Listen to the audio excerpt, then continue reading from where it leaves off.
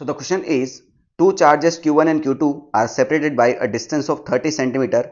A third charge Q3 initially at C as shown in figure is moved along the circular path of radius 40 cm from C to D. If the difference in potential energy due to movement of Q3 from C to D is given by Q3K divided by 4 pi epsilon naught, the value of K is। अब आपको दो point के बीच में difference दे रखा है energy का, सी और D point के बीच में। तो डिफरेंस क्या होता है फिजिक्स में? Final minus initial.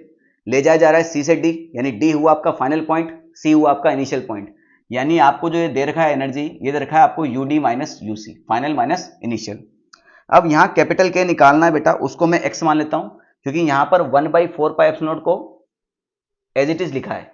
तो हम तो 1/4 पाई एप्सिलॉन को के मानते हैं, तो उसको के मान लिया Q3 और कैपिटल के को एक्स मान लिया। मुझे एक्स निकालना है, सिंपल सी बात है, ठीक है, काहे को टेंशन ले। अच्छा, यहां पर अगर किसी बच्चे ने गलती कर दिया, यूसी माइनस यूडी लिख दिया, तो भी कोई दिक्कत नहीं, आंसर नेगेटिव में आ जाएगा। और यहां पर चारों ऑप्शन पॉजिटिव में है, तो टेंशन फ्री रहो, ठीक है। यूडी माइनस यूसी निकालो या यूसी माइनस यूडी निकालो, कोई फर्क नहीं पड़ने वाला, ठीक। तो पहले यूसी निकाल लेते हैं बेटा, है ना। चार्ज आपका यहां है, तो बेटा दो चार्ज के बीच में पोटेंशियल एनर्जी का फॉर्मूला क्या होता है? अगर दो चार्ज हैं, उन दोनों के बीच की डिस्टेंस पता है, तो पोटेंशियल एनर्जी क्या हो जाएगी? के Q1 Q2 divide by are. अब इस सी पॉइंट का जो चार्ज के लिए है, इसके लिए दो पेयर बन रहे हैं, एक तो Q1 और Q3 का, एक Q2 और Q3 का। यानी एनर्जी इन दोनों पेयर की वजह से टोटल एनर्जी आ जाएगी सी पर, ठीक है।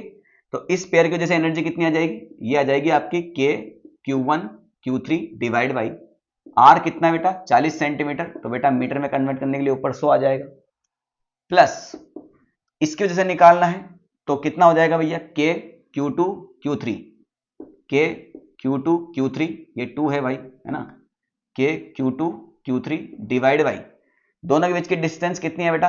ये वाला डिस्टेंस आ जाएगा। तो ये 40 है, ये 30 है, तो ये 50 सेंटीमीटर ही आना है पाइथागोरस थ्योरम के अकॉर्डिंग।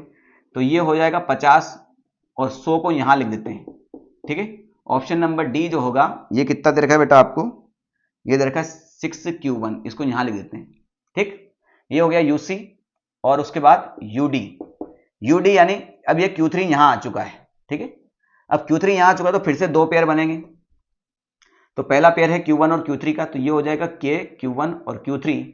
अब ये सर्कुलर पाथ पे आ रहे हैं, सर्कुलर पाथ है यानी रेडियस सेम होने वाला है, यानी ये डिस्टेंस आपकी 40 सेंटीमीटर ही होगी। तो ये डिस्टेंस कितनी आ जाएगी बेटा अपनी? 10 सेंटीमीटर। तो डिस्टेंस कितना हो? 40, तो ये हो जाएगा 40 डिवाइड बाई 100 प्लस फिर बना के Q2 Q3 का डिवाइड बाई, अब Q2 और Q3 के बीच का डिस्टेंस कितना है? 10 सेंटीमीटर, यानी 10 और 100 ऊपर आ जाएगा, ठीक है।